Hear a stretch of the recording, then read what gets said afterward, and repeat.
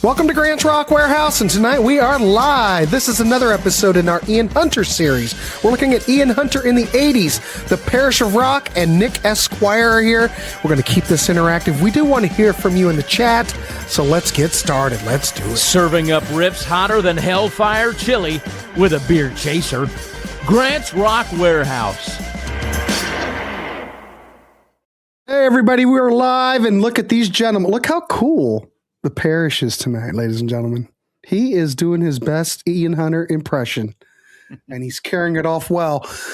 This is Ian Hunter in the 80s. I want to welcome the Parish, of course, and Nick S. Squire to the show.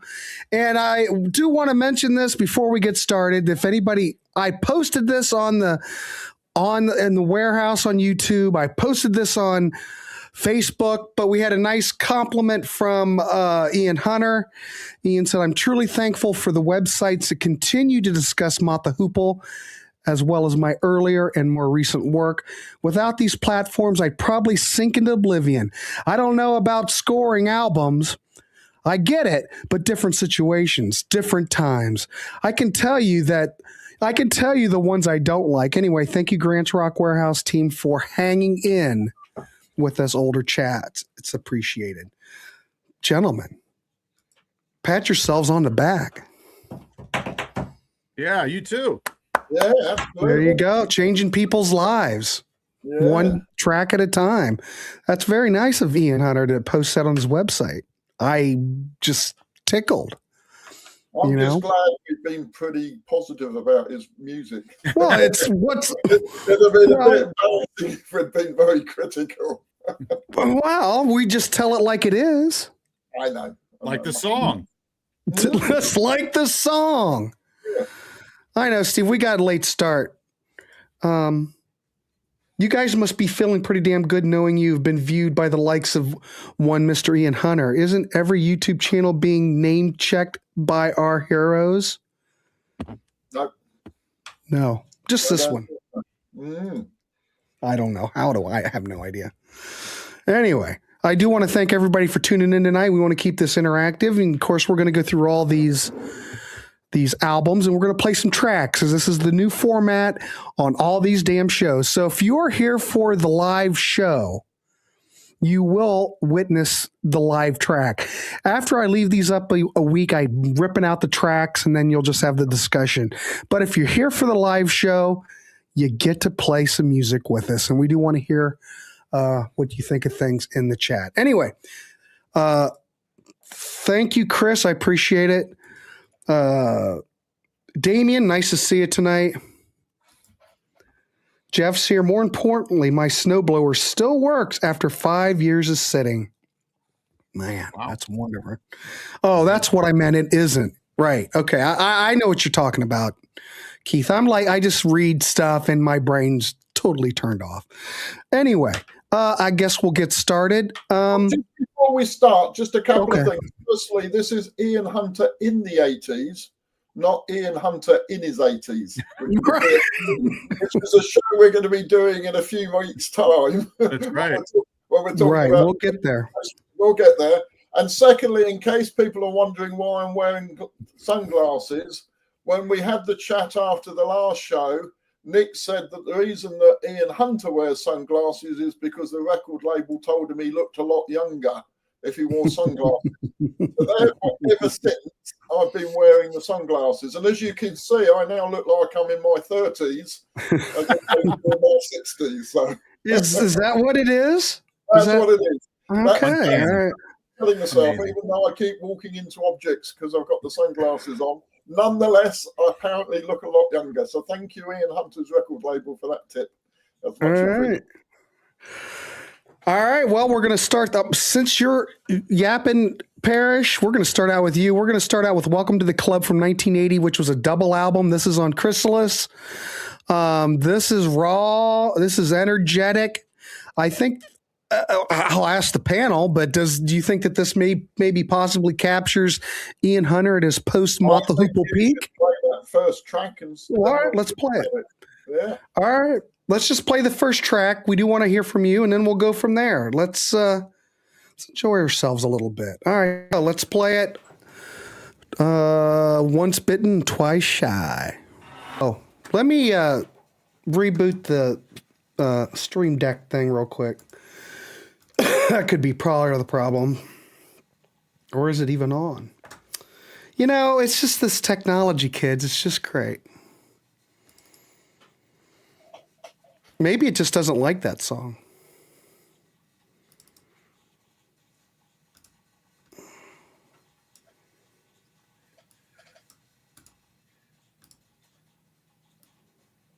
Yeah, it should be okay. Anyway, gentlemen, sorry. Dead air. Parish, you want to go ahead and talk about this album a bit, or go ahead? I'll start.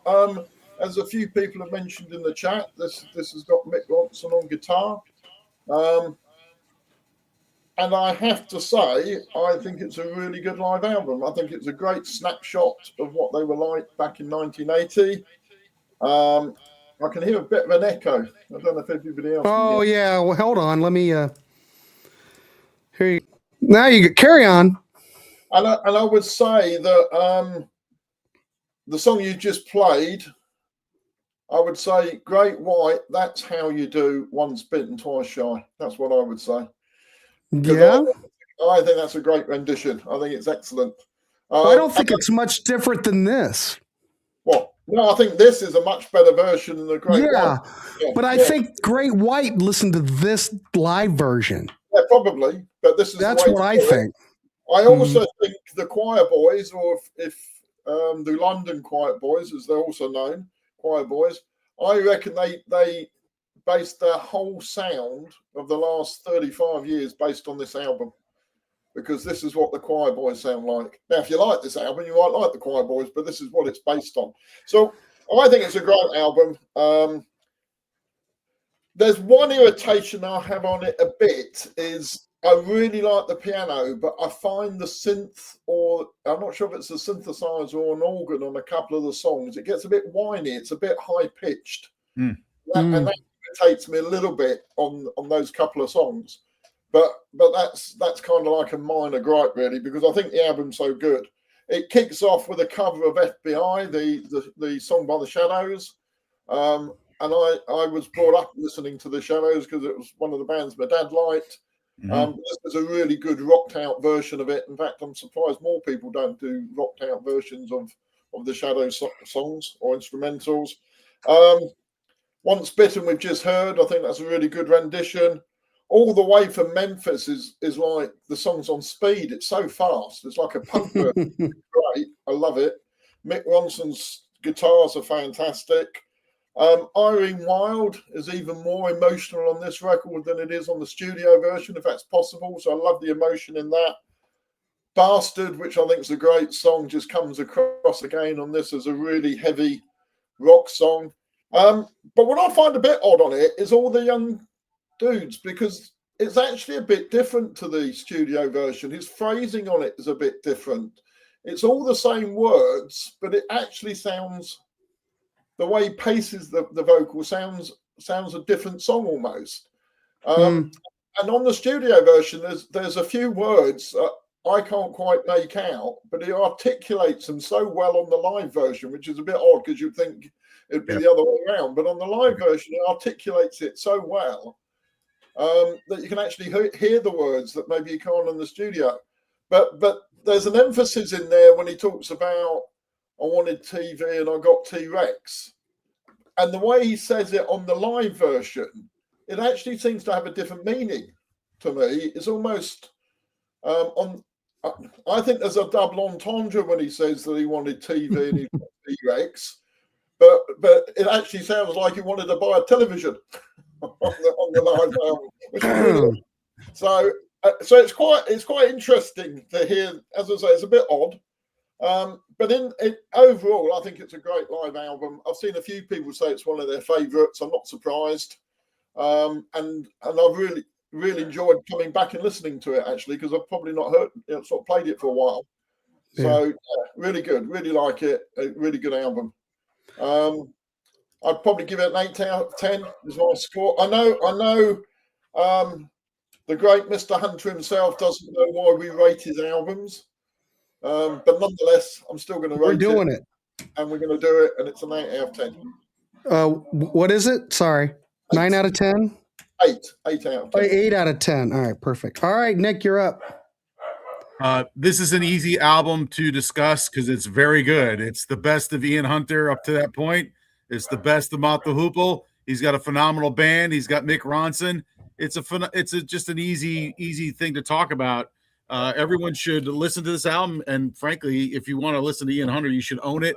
I do think that we discussed this. It could be the high point of his live career, at least. It's arguable, at least, but it's certainly a great snapshot in time. It's a great document. His band was really smoking. I note that Martin Briley, the guy who had a hit, Martin Briley, Salt My Tears, he plays bass on it. He rips. He likes moving all around that neck. But it's a great band. There's a sweet spot on this album.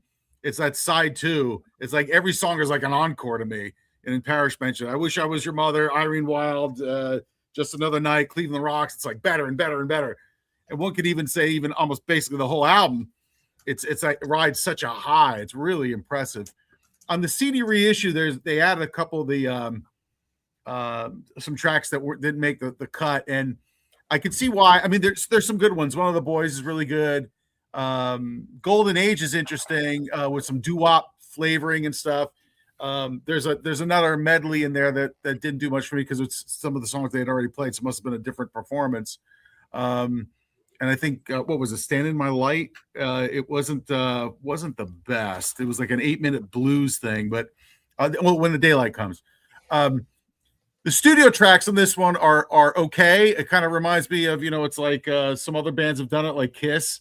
There's a couple of good songs in there. I think I would have preferred to just have 4 sides of live music rather than like a studio live stuff.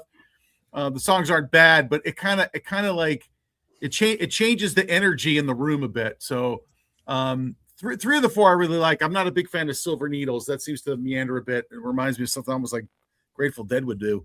The last song, I hadn't heard the lyrics in a while, Sons and Daughters. Those lyrics are so heavy. And man, I don't know if it's autobiographical, but Ian was really beating himself up and it seemed like a lot of guilt. So I don't know if it's about him, but holy crap. If you listen to that song at the end of that album, side 4, you want to have a stiff drink. But,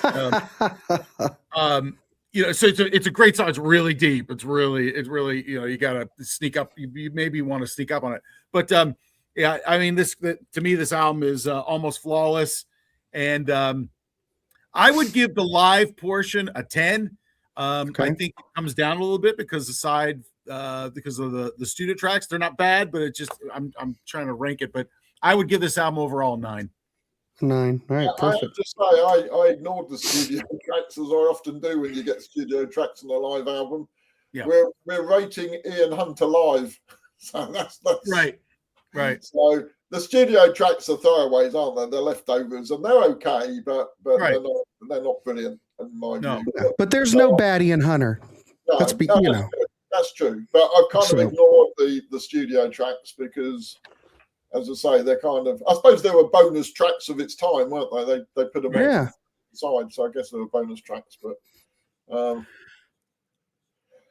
well, I think that you guys nailed this perfectly. I would probably, if you want a live album, Once Bitten, Twice Shy, holy crap.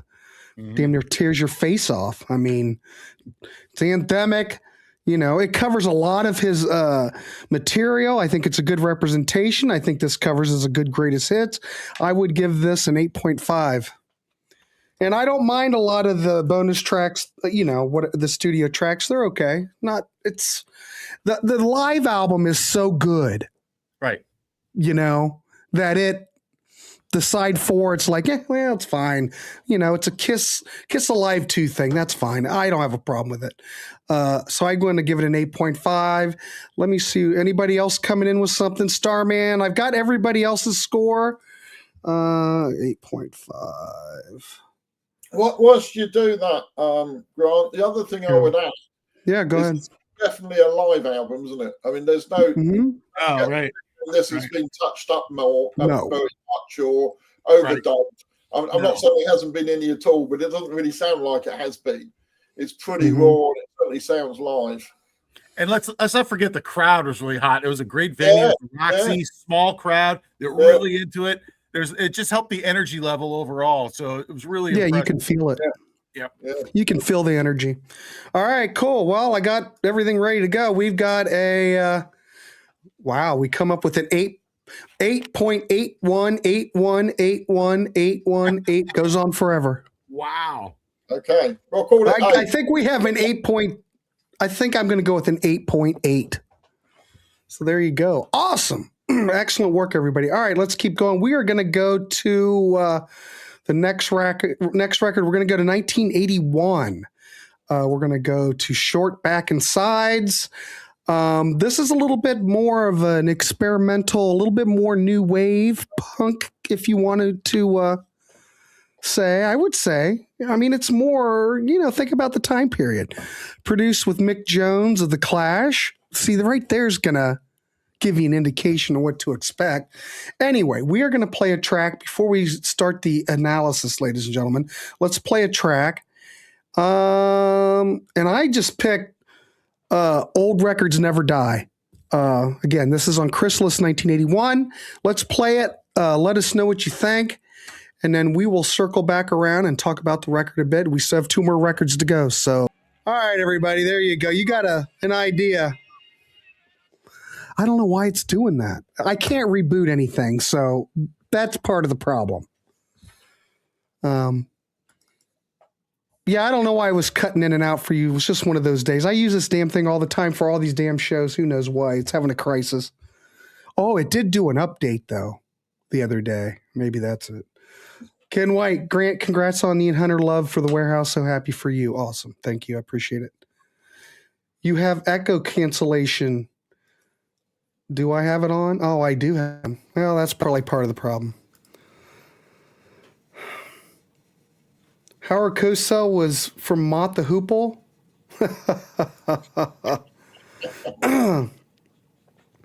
Well, I guess that record died. It's not a record. This Stream Deck is something. I need to reboot, but I can't. Anyway, gentlemen, Parish, go ahead. I'm going to turn it over to you. What's your thoughts on Short Back and Sides? Yeah, well, it is, as you said earlier, very new wavy. I think even the album cover looks pretty new wavy. I mean, that could almost be a Graham Parker and the Rumour kind of album cover with the way he looks there. Or maybe Joe Jackson kind of look. So it's obviously looking to do something different. I mean, the last one we just talked about, the live album, was definitely a full stop to the sound up to that point. And I think he did something new for the 80s with this one, really. And I have to say, at the time, I didn't know how to take it. It wasn't the Ian Hunter that I wanted. I liked New Wave, but I'm not sure I wanted New Wave for me and Hunter at the time. So I wasn't entirely sure about the album. But over the years, it's grown on me. And I would say, whilst I don't love it, I do like it. I think there's some good songs on it. I think the opening track, Central Park and West, is very good, very catchy. I Need Your Love, I think, is an excellent pop rock song, and I think that's probably the best song on the album. Gun Control is very catchy and let's be honest, still very topical. And 40 odd years later. Theatre of Absurd is a ska song. There was obviously a lot of ska music back in 81, and Ian Hunter did a bit of that. But I really like, and actually my favourite song, I think, is Leave Me Alone. And on that album, I think he sounds in the verses, he's crooning like Billy Idol does on some of his songs. And it's got a very Billy Idol sound, I think, his vocals. And the chorus is really catchy. And last couple of days I've been sick in work, and a couple of people are having a go at me, and all I can got going through my head is Ian Hunter singing Leave Me Alone. It's kind of stuck in it's become the theme tune in my head for the last few days. So yeah, I like it. I think it's a good album, not a great album. I saw a couple of people that got a chat started talking about Bebop Deluxe. And interestingly, actually, as I was playing this album and the next one we're going to talk about over the last few days, I thought it's had a bit of a bebop deluxe vibe on it, actually, which I never picked up at the time. I don't know if it's the noises and the sound effects, but there's certainly something going on. Oh, yeah, that's the other thing I just wanted to mention. There is a lot of sort of new wave sound effects on this with a lot of experimentation. And they're obviously very self-aware on that because they even write a song about it called Noises, which kind of seems to talk about all the noises that they've stuck on the album to give it that new wave feel. So there's definitely a bit of self-awareness. But overall, I like it, as I say, so I'd give it a 7. All right. Excellent. 7. All right, Nick, what's your thoughts?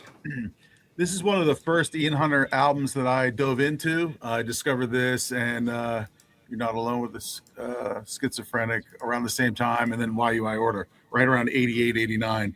So I listened to this quite a bit. I think as my knowledge base increased about Ian Hunter, I've listened to this album less and less and less, but I did spend a lot of time with it when I first discovered it. I find this album a bit uneven, a bit of a mishmash. The last album was a 10, and there's like no seams, no joints. It was from start to finish, like perfect. And this one, to me, seems a little bit all over the place. Parish mentioned it, but some of that production gimmickry to me seems really forced and over the top.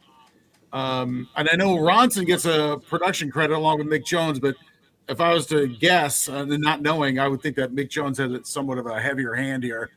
And also stylistically with the music too, because he's experimenting with different sounds. So I think some of it works, some of it doesn't.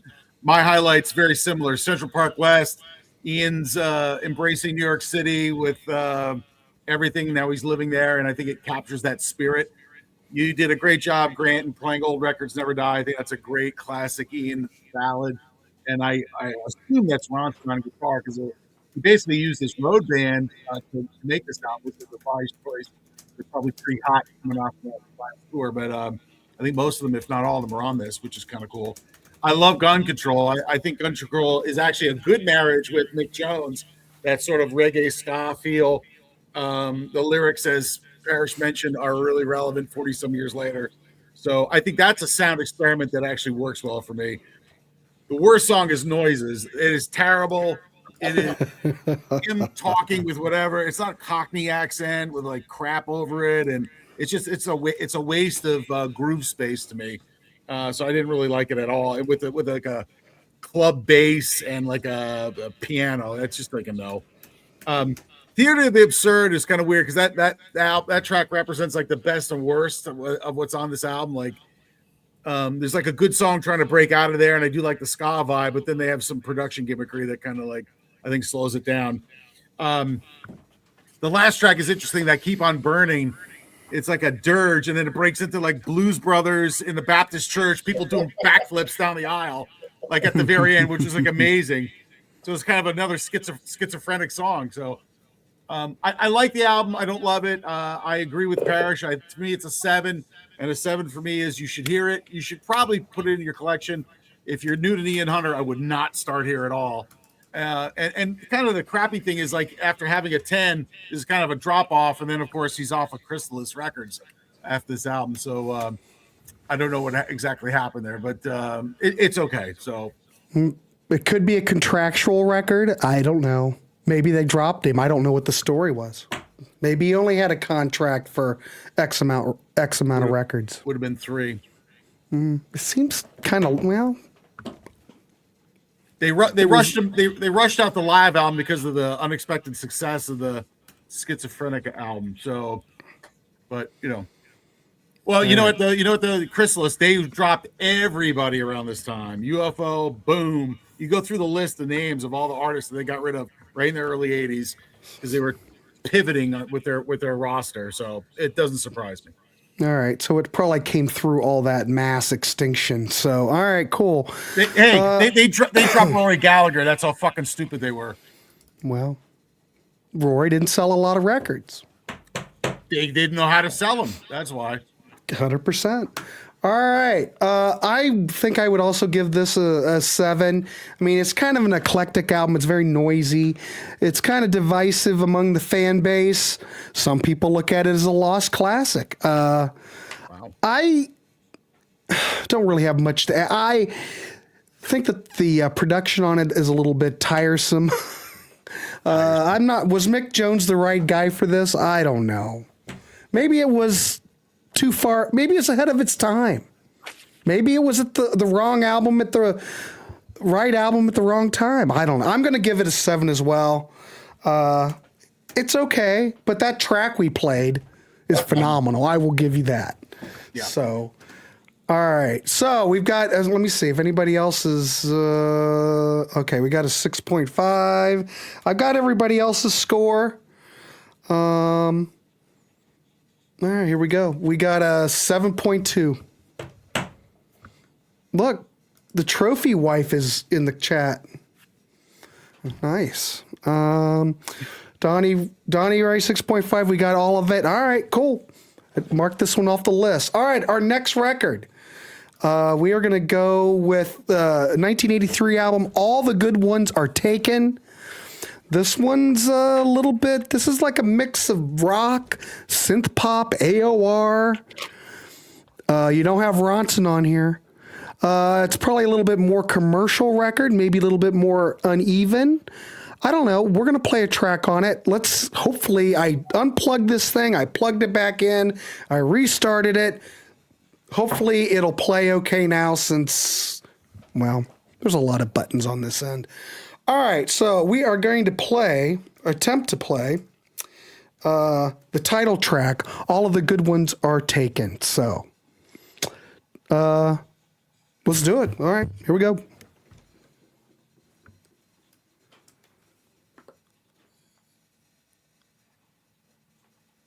Except I don't hear anything.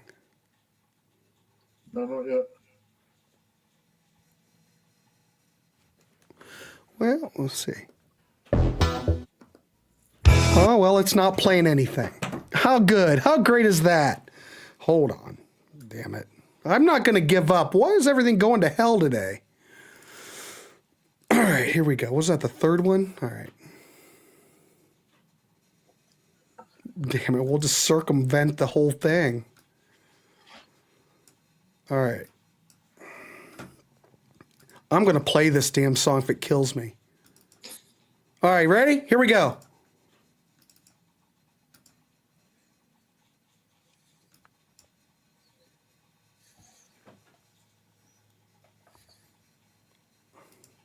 Why isn't it working? It's not working, kids.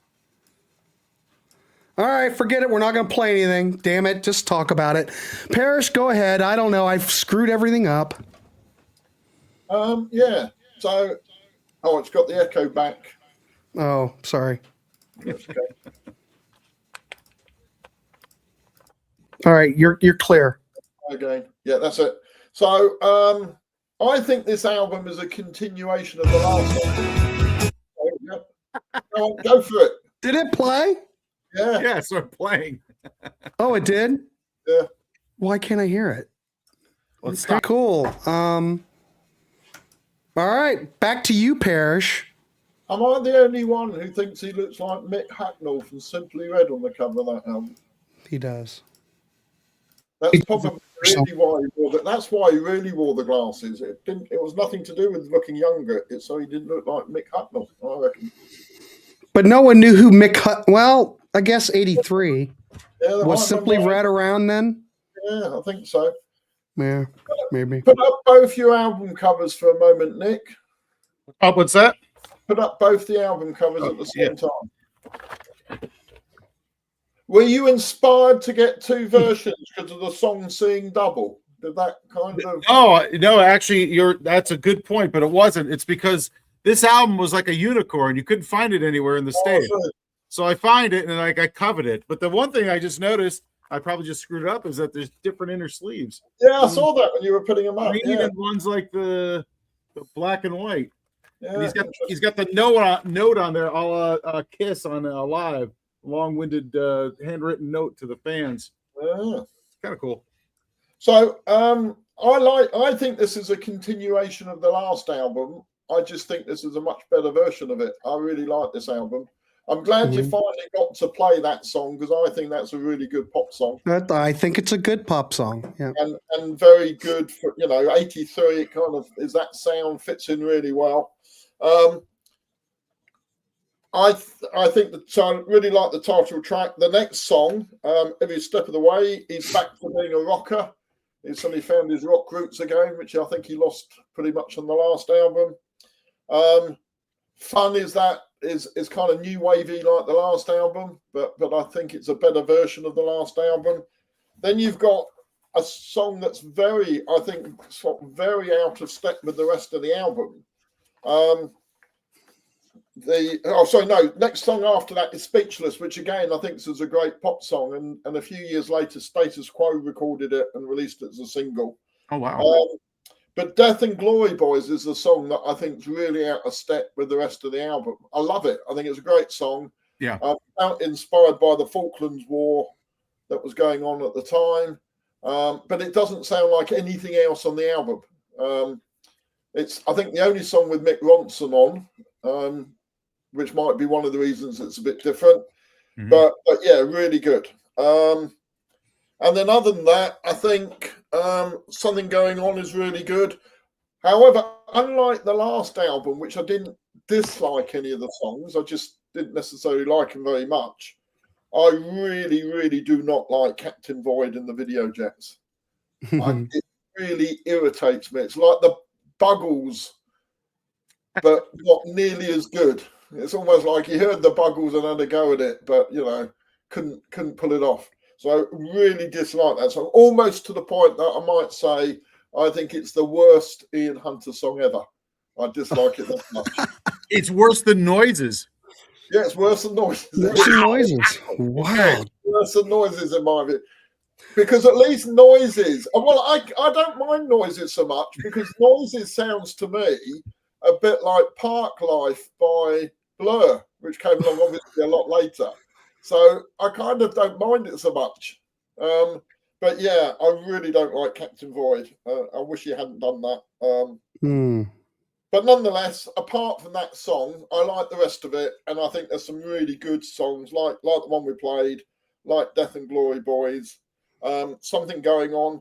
Somebody made a mention that the all the young ones are taken sounded a bit like the Monkees. And that's quite interesting because one of the tracks on the album, Every Step of the Way, was actually covered by the Monkees a few years later. Mm-hmm. So the Monkees obviously recognised some similarities. Ladies and gentlemen, it always comes back to the Monkees. It always comes back to the Monkees. So yeah, I think this is a good album. I think it's a better album than the last one, which is going to cause me a problem because I think it's better than a 7. But I gave the first album, the live album, only an 8. So I guess I'll have to give it a 7.5 because it sits somewhere in between the two. 7.5. I'm going to give it a 7.5, I think. Pardon me. Anybody wants to give me this score and they know this album, please do. I will record it. Thank you, Parish. Let's throw it over to Nick. Nick, what's your thoughts on this one? Parish and I are usually pretty much, I would say lockstep. We're usually pretty similar in our scoring and our reviews of albums. We're going to differ a bit on this one, though. I think this is his worst album. Oh, there you go. I'm not a fan of this album, and there's some songs that are trying to break out, but the production is very much of its time, and I find this to be a very difficult listen. It's almost like a chore. And the funny part is Max Norman was the producer whose work I've enjoyed with a lot of the heavy bands he produced, so he's known in the hard rock heavy metal world, but I'm not getting a lot of this at all. This strikes me. He's on a new deal back with CBS, Columbia. Is he trying to stay relevant, trying to stay current, trying to stay up with the time? And the thing that's crazy about it is the title track I absolutely love. It's like a top 5 track for me with Ian Hunter. It's such a good pop song. It's so catchy. It's mystified me for over 40 years why it wasn't a hit. I remember when this came out as a young kid, but I remember the video for it. It was like the movie Arthur, and it was a theme from the Arthur movie where Ian was acting like Dudley Moore, kind of like drunk or in the limo and that kind of thing. But it's such a great song. Ironically, the second best song on the album is also All the Good Ones Are Taken, the slow version, which is towards the end of the album. So you have the quicker version with the full band, and then the more intimate Ian version with the synth, which I think is really good. And matter of fact, between the two, I sometimes don't know which one I like better. So the two best songs are the same song. And quickly, the other highlights for me on it, and there are a couple highlights. There are a couple good songs I do like, and it's sort of the traditional Ian song. Like it should have been like it's a song that could have been on You're Never Alone. It would be Seeing Double. I like that song. I think it's a good New York sophisticated song style. It may be a little bit too adult contemporary, but I do like that track. But there's a couple things on here I don't like that 80s production. It really drives me nuts. Matter of fact, some of the things I found speechless, fatiguing, and irritating. I also thought that my comment for that Girl Is Rock and Roll. Dear Lord, I can't stand the sound of this. The drums are crap. So it's a miss for me. I rated a 6, and a 6 for me is if you're a completist, get it. Listen to it. I don't think I would recommend anybody start here if you're an Ian fan. I love the song All the Good Ones Are Taken, so there is some value here, but I wouldn't start here if I'm getting it to Ian Hunter, and I would sort of put this one on the back burner, despite me having 2 copies of it. He's an overachiever. What did you? Yeah. Sorry, I missed your score. What was your score? 6. Right. But what I'd say, Nick, is listen to Status Quo's version of Speechless. Oh, I'm definitely, I'd like to. Yeah. And then you'll realise the Ian Hunter version's quite good. Oh, okay. All right. I kind of already talked about this before, but it is a lot more commercial. It does have uneven sound. Some people dig this record. Some people don't dig it. The thing that it's the 80s production. You know, I go on and on about production. I don't think this record has aged well. Yeah. 70s stuff sounds wonderful. But I have to admit, All the Good Ones Are Taken. It's a fabulous song, however you do it. That's the best track on the album. But I think what really kills it for me, it's not so much the songwriting, but I think it's more the production. It just hasn't dated well. Is it a bad record? No, there's no bad Ian Hunter records. It's just that I wouldn't return to it because of the production. But, you know, when we lived in the 80s and we heard all this stuff, we didn't think twice about it. We didn't think that all this stuff is going to end up sounding dated, but it did. And the reason I can't make the transition is because all of these 70s bands or 60s bands, legacy bands at this point, they could never make, I don't know any good examples other than Aerosmith that made that transition from the 70s to the 80s really well.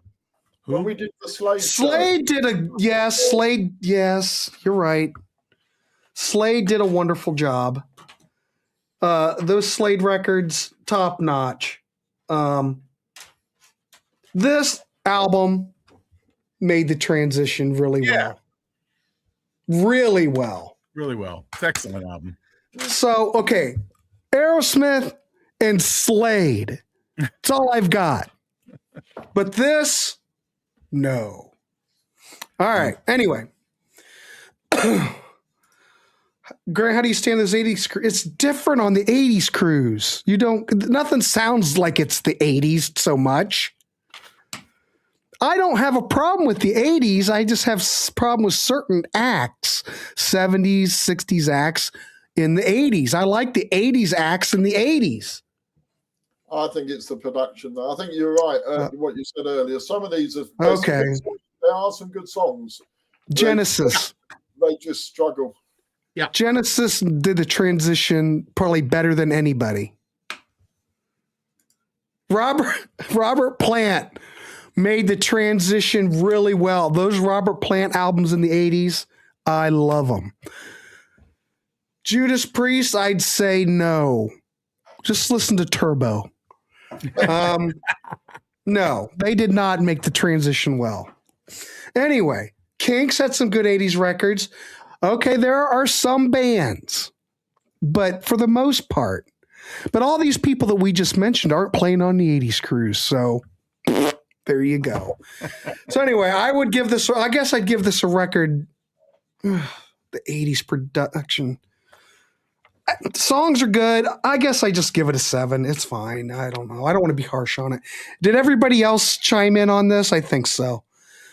Well, we know this is not going to fare as well. This is getting gets a 6.3. Van Halen did the transition, but would they have done the transition well with David Lee Roth if they kept going? I don't know.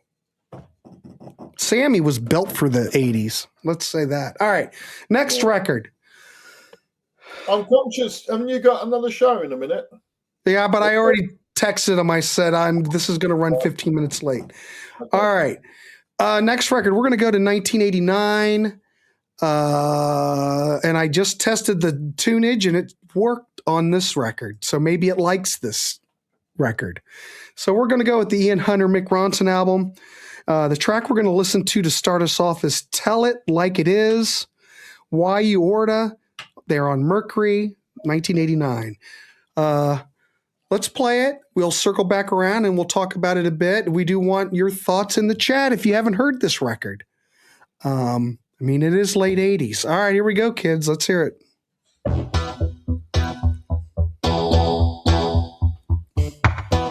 Could be a Joe Walsh album in this era.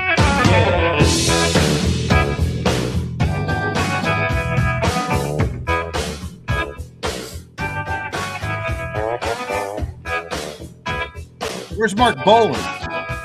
Where's your what? Where's Mark Bolan? He's on here somewhere.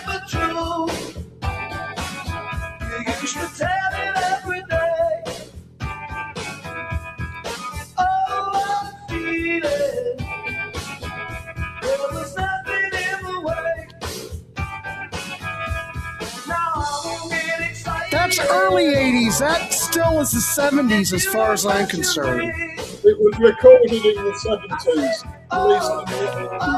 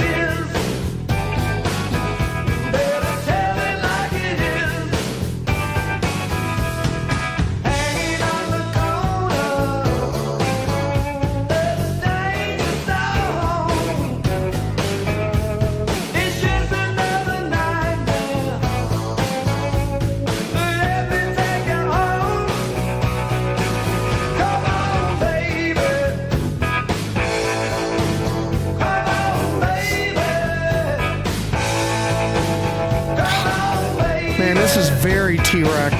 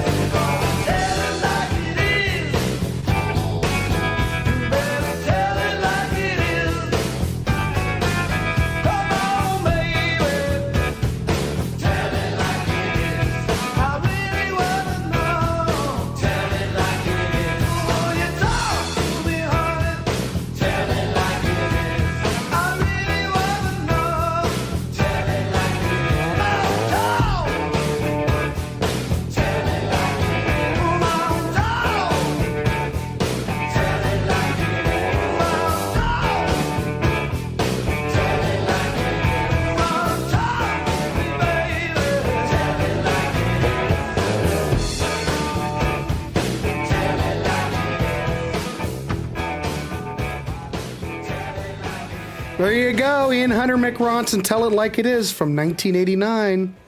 And the hits just keep on coming. It seemed like they were angling for a hit, but maybe, I don't know. It's very T-Rex-like. Gentlemen, what's your thoughts? I would say Ian Hunter is back, so I'm going to put my glasses back on. So, I think he lost his way in the 80s. I do, as I say, don't mind some of the stuff, but he definitely lost his way. But he found his mojo, I would say, with this album. And I think Mick Ronson, it's a fantastic album. And the album should be, the way it should be said, apparently, is why you, I oughta. Yeah, I oughta. Why you? Oh, why you? It's the Three Stooges. It's Three Stooges. Why you, I oughta? Yeah, exactly. So that's kind of yet. where it comes from. So what do I think of the album? I think it kicks off with 3 cracking rock songs with American Music. The Loner just smokes. I think it's fantastic. And then Women's Intuition, I think it's a fantastic song. I'm glad you played Tell It Like It Is, because it is my favourite song on the album. Maybe because it sounds so T-Rex-like. I hadn't realised until I looked up earlier on Wikipedia a bit about the album. Apparently that Mick Ronson said at the time that he had borrowed the riff from Get It On. So it was an intended homage to the song. All right. I think he had to admit to that, because he clearly had taken the riff. Another great song on it, I think, is Big Time. I think that's a lot of fun. I think that's very Mott the Hoople sounding. Cool, it's pretty cool. Nice bluesy rocker. I like Following in Your Footsteps. I think it's a really good song. In fact, I think there's no bad song on it. I'd even go as far to say there's not even a good song on it. I would say every song is either very good or great. I just think it's a really good album. Wow, that's great, man. And it's just a shame it was to be their last album, really, together. But yeah, fantastic. And yeah, it should have been a hit. I think in 89, it really did show a lot of the bands that were about in 89 how you do a proper sort of rock / glam rock album or glam metal album. This I think holds up as good as, if not better than anybody else's. So yeah, I think this is a brilliant album, and I'm going to give it a 9.5 out of 10. All right. Wow. 9.5. Damn, nature. Yeah. All right. Thank you, Parish. All right, Nick, what you think? What's your thoughts? Before I forget, it was a comment made by Davey Cretin. He wanted to know how I got the vinyl, but you got to look up there, Davey. Promo. Yeah. And they got the sticker on the front. So he's a professional, Dick Cretin. Come on. College radio. This album I had from the beginning when it first came out, and I loved it from the moment I heard it. I ended up getting a cassette version of this, which included some of the additional tracks. My brain is all mixed up because of there's only 10 tracks on the vinyl. There's extra on the cassette, which is somewhere. And then, of course, I've been listening to it on streaming for a total of 13. So the original vinyl only had 10. And we've been listening to, or what we probably heard was about 13. And I know it's on YouTube. I think this is the perfect balance of Ian Hunter and Mick Ronson. I think they really dialed this in perfectly. I think it's a very song-focused album, despite Sweet Dreamer. You've got like 12 really good songs, plus Sweet Dreamer is just a sublime instrumental. What stands out is Mick Ronson on this album. The guitar is, if you're a guitar player, you should listen to this album. You should own the album. The guitar on here proves you don't have to be flashy to be a really emotive, great guitar player. And I hear things like, all of his influences, like there's country things in here. He's playing a telly. I hear Jeff Beck. I think Steve Cropper. I mean, it's just a fantastic album of guitar. I think Davey mentioned he didn't like the drums. I don't know if on the album or track. I think the drums are punishing, and I noticed the album was produced by Bernie Edwards at the Power Station. So you got the guy. The drums on this album are just fantastic. Mickey Curry on the playing the drums, which I is a studio vet. So, and I think I don't know if he played live with him, but I love the background harmonies and the vocals on this album. I think Ian is singing really well. I think he has some inspired vocals on this album. I don't have too much to nitpick. I'm not a big fan of fretless bass. I know Tell It Like It Is as fretless, but so that's a bit of a nitpick for me. But this album helped me break free of hair metal. People are listening more and more heavy songs. I kind of went down this road and started listening to more Ian. And this album was just it told me there was a bigger world out there than hair stuff. So, and when you talk about this album, you have to think about. They actually did have another album after this. It's the live BBC thing, and a lot of these songs made it onto this live recording, and they hold up really, really well. I mean, I would have been thrilled to have seen them live, and it would have been really exciting to see what came next. But and if you also think about it in the time capsule, who are their contemporaries who were releasing anything this good around that time? Not to start a debate, but maybe Keith Richards had that one really good solo album. Not many people doing this kind of level of work to me. Standout tracks, American Music. It's corny, but I love it. I love the video. I think it's great. Women's Intuition is the best Stones song that Stones never did. Is a phenomenal Stones song. I like Big Time. It's a straight ahead Chuck Berry, Jerry Lee tune. Fantastic. Beg a Little Love to me. I think it's an inspired vocal. It rocks. Background vocals are good. And I like Sweet Dreamer. I think those. Oh, How Much More Can I Take, which is sort of like a bonus track. And I forget where I heard it first, was on the live one or maybe it's on the cassette, but I love that song as well. So involved in a few bits and bobs. Well, no, forget it. Well, tonight's just a big mess because I also have a premiere with Nick Hayden that's happening right now on the channel. So not only are we having a live show, but we have a live premiere going on at the same time. I thought that was Ian Hunter phoning in for something. Yeah, how about it? I'm going to work on it. I'm going to see if I can get Ian on here. Why not? Here's the thing. It's a great album. You should get it. I'll rate this one. Since Parish said a 9.5, I'll say it's a 9. I think it's that good. It's an essential album if you like Ian Hunter and Mick Ronson. Matter of fact, I hear Mick Ronson. I'm like, I don't have all of his stuff. I have a smattering of it, but this is like it inspires me to listen to him more because he was so good. And can I add? I mean, one of the reasons I really like this album, I should have mentioned earlier, is the thing that puts me off Ian Hunter is when he does his Bob Dylan type vocals, and there's absolutely none of that. None. In fact, it should be called Mick Hunter and Mick Ronson, really, because he does his best Mick Jagger impersonation in a few of these songs. He's really drawing upon his inner Mick Jagger, I think, and it sounds really good. It comes across really well. So if and I've seen in the chat and a few of the previous shows, people saying they're put off by his Bob Dylan-esque vocals. Well, if that's put you off in the past, get this album because there's none of that on this at all. No. Listen to this album. All right. Well, I think these gentlemen, I'm going to wrap this dog up. I'm going to give this an 8. I think it's fantastic. It's probably one of the best. So, all right. Out of all these records, okay, kids, let's review real quick. The live album, Welcome to the Club, we gave it an 8.8, which is damn good. The next record, Short Back and Sides, we gave it a 7.2. All the Good Ones Are Taken, we gave that record a 6.3. And coming in 1989, Ian Hunter, Mick Ronson, we're giving this one an 8.9. My God, 8.9 Wow. Holy crap. It deserves every 0.1 of that. Every single bit. Brilliant. All right, cool. There you go, kids. We're just here talking music, trying to turn you on to stuff. Sorry about the technical issues, but sometimes I've had such a good run lately. You know you're bound to have a problem.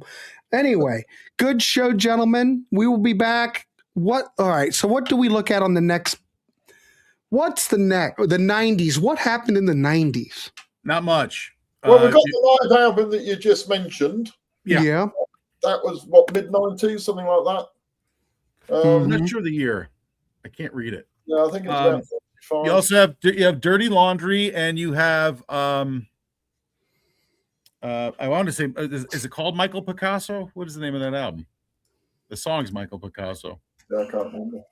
It's a 97 release, 96, 97. It's going to be interesting for me because I kind of switched off a bit after this. Well, got back into them in the 2000s, so Yeah. I'm going to go back and have a listen. It'll be really interesting. well, so we've got You'll be pleasantly Yeah. surprised. How's that? The two albums that are there. Yeah, Really. excellent. well, Dirty Laundry is tough to find, by the way, on CD. That's like that can get up around $40. Well, we'll reconvene. I'm not sure what we're going to talk about. Maybe we can. Don't want to tackle too much. Nick and I already did Defiance Part 1. Yep.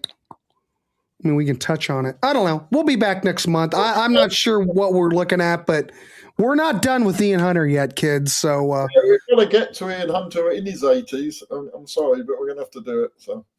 so we'll call it Ian Hunter in his 80s. Exactly. All right, kids. Thank you. There's a premiere going on right now. Nick Hayden interview. He was in the dark side. Go ahead and check it out. Please like, subscribe if you haven't. Sorry that we're having a show on top of a show, but damn it. I didn't know this was going to go long. Normally we get this. We're good. All right, gentlemen, we will see us, everybody. Take care. Have a good night.